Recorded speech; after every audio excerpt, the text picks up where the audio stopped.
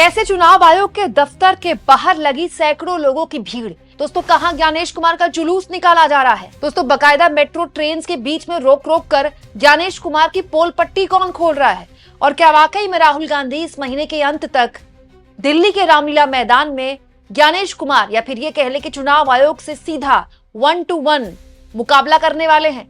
दोस्तों, देश में एक बिल्कुल अलग तरह का माहौल है। एक है राजनीतिक विमर्श का, जिसमें इस पर बात हो रही है कि कौन चुनाव जीतेगा, कौन चुनाव हारेगा, किसने बढ़त बनाई, किसने बढ़त नहीं बनाई।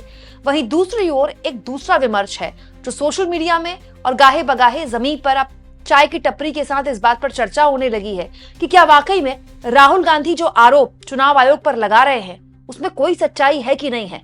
दोस्तों, चुनाव आयोग तो इस मामले में कुछ बोल नहीं रहा, लेकिन दोस्तों उसकी चुप्पी अपने आप में इस मामले में और संदेह पैदा कर रही है। दोस्तों, यहाँ एक बड़ी जानकारी निकल कर आई है। जितना मुझे पता है, हो सकता है कि इस महीने के अंत तक दिल्ली के रामलीला मैदान में राहुल गांधी बड़े स्तर पर एक बहुत बड़ी रैली का आयोजन करें। उस रैली में क्या इंडिया गठबंधन के लोग भी शामिल होंगे, और वो रैली सीधा सीधा चुनाव आयोग के खिलाफ होगी, ये मैं आगे आपको बताऊंगी। लेकिन उससे पहले नेट प्रैक्टिस शुरू हो गई है। जी हाँ दोस्तों, ये नेट प्रैक्टिस है चुनाव आयोग या फिर ये कह ले कि ज्ञानेश कुमार और उनके जितने भी अधिकारी हैं उनको एक्सपोज करने की। दोस्तों, राहुल गांधी केवल प्रेस कॉन्फ्रेंस तक अपनी बात रोकने नहीं वाले हैं। राहुल गांधी के जितने भी पार्टी के कार्यकर्ता हैं वो सड़क से लेकर मेट्रो तक घुस चुके हैं और ज्ञानेश कुमार के खिलाफ लगातार प्रचार कर रहे हैं। ये तस्वीरें यूथ कांग्रेस के कार्यकर्ताओं की हैं दोस्तों, और ये तस्वीरें दरअसल इलेक्शन कमीशन के दफ्तर के बाहर की हैं। यूथ कांग्रेस के कार्यकर्ताओं ने वोट चोरी के मामले में न केवल ज्ञानेश कुमार के दफ्तर के बाहर प्रदर्शन किया, बल्कि दिलचस्प ये देखिए इन प्रदर्शन की तस्वीरों में हाथ में वही ब्राजीलियन मॉडल थी जिसको लेकर लगातार राहुल गांधी ने न केवल सवाल उठाए बल्कि उन सवालों का जवाब अभी तक ज्ञानेश कुमार नहीं दे पाए।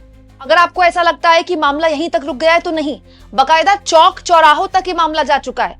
दोस्तों, ये तस्वीर भी शेयर की गई है। देखिए, दिल्ली के चौक चौराहों पर फुट ओवर ब्रिजेस पर यूथ कांग्रेस के कार्यकर्ता बकायदा इसी ब्राजीलियन मॉडल की फोटो चस्पा कर रहे हैं, जिसमें ज्ञानेश कुमार की फोटो है और मोदी जी की। मतलब ज्ञानेश कुमार ने अपना नाम इतिहास में दर्ज करवा दिया है। दोस्तों, चौक चौराहों पर आज तक किसी भी मुख्य चुनाव आयुक्त की फोटो नहीं लगी होगी, ज्ञानेश कुमार ने कम से कम ये काम तो करके ही दिखाई दिया।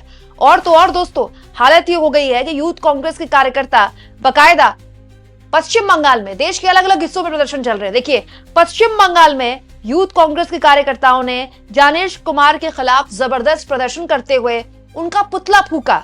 इस तरह के प्रदर्शन हमारे देश में बहुत आम हुआ करते थे, हाल के सालों में बंद हो गए, लेकिन अब देश के अलग अलग हिस्सों में कांग्रेस पार्टी के कार्यकर्ता ये कर रहे हैं। दिल्ली के चौक चौराहों पर ज्ञानेश कुमार और ब्राजीलियन मॉडल की फोटो, पश्चिम बंगाल में ज्ञानेश कुमार का पुतला फूका जा रहा है। और तो और ये एक और तस्वीर है, बड़ी इंटरेस्टिंग तस्वीर है दोस्तों। ये तस्वीर है मुंबई मेट्रो की। मुंबई मेट्रो के अंदर यूथ कांग्रेस के कार्यकर्ता टी शर्ट पहने हुए, जिन टी शर्ट में ब्राजीलियन मॉडल का चेहरा छपा हुआ है, ज्ञानेश कुमार को लेकर सवाल हैं, बकायदा लोगों को पैम्पलेट्स बांट रहे हैं, लोगों को जागरूक कर रहे हैं, बता रहे हैं कि राहुल गांधी ने क्या खुलासा किया। और देखिए, ज्ञानेश कुमार इस पूरे मामले में अभी तक चुप हैं।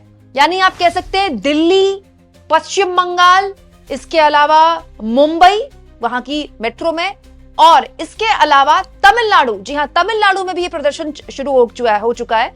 तमिलनाडु के कांग्रेस पार्टी के कार्यकर्ता देखिए सड़क पर कुछ इस तरह से लोगों को जागरूक कर रहे हैं, बसों में जा रहे हैं, लोगों को पैम्पलेट्स दे रहे हैं। तो बताया जा रहा है कि एग्जैक्टली क्या किया जा रहा है। देखिए फेक वोटर्स का एक बॉक्स बनाया गया। दोस्तों, मोदी के चेहरा एक शख्स ने पहन लिया पेपर से, उसका चुनाव आयोग का लोगो है यहाँ पर, और बीजेपी का सिंबल है, ये दिखाने के लिए कि कैसे वोट चोरी हो रही है। फिर पीछे से राहुल गांधी का चेहरा पहने एक शख्स, राहुल गांधी का मास्क पहने एक शख्स आगे आता है और उसके बाद इस जो बॉक्स है उसको जमीन पर फेंकता है। ये वीडियो न केवल सोशल मीडिया में वायरल की जा रही है कांग्रेस पार्टी द्वारा, बल्कि लोगों के बीच इन्हीं तस्वीरों के साथ जाया जा रहा है। वहीं दूसरी ओर एक और तस्वीर मैं आपके सामने दिल्ली की दिखाना चाहती हूँ दोस्तों। लोकतंत्र की शव यात्रा निकाली गई है कांग्रेस पार्टी के यूथ कांग्रेस के कार्यकर्ताओं द्वारा।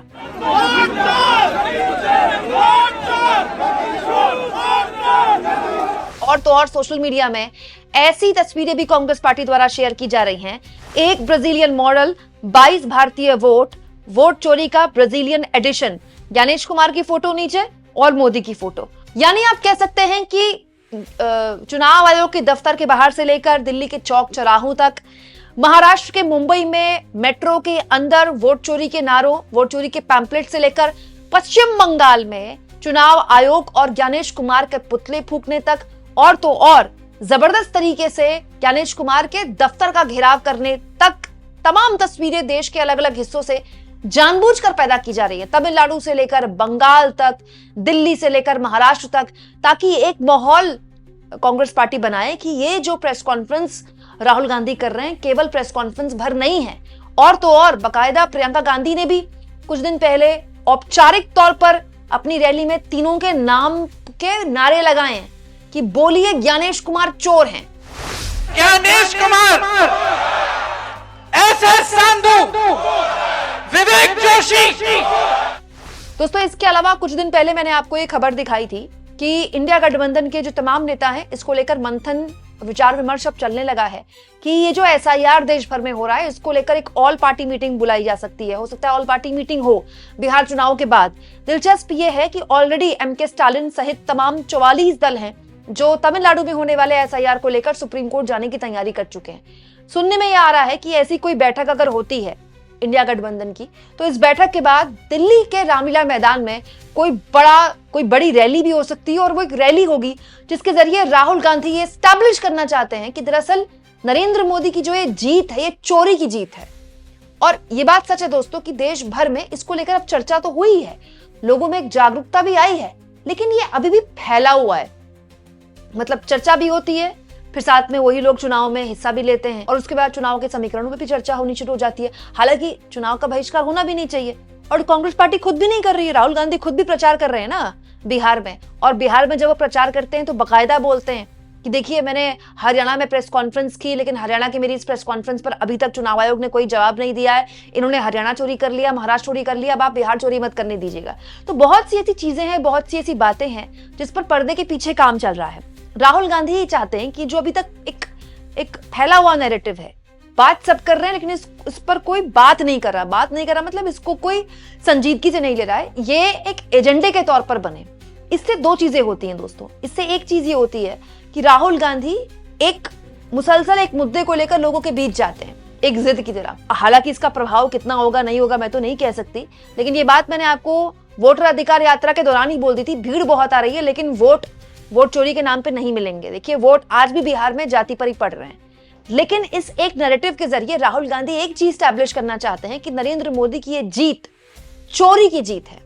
और ये नैरेटिव इसीलिए ताकि राहुल गांधी न केवल नरेंद्र मोदी के विरोधियों बल्कि उनके जो सपोर्टर हैं उनके दिमाग में भी शक पैदा कर दें, क्योंकि एक बात जब बार बार बोली जाती है तो लोग उसके बारे में कम से कम सोचते हैं। राहुल गांधी वो रिकॉल वैल्यू स्टैब्लिश करना चाहते हैं।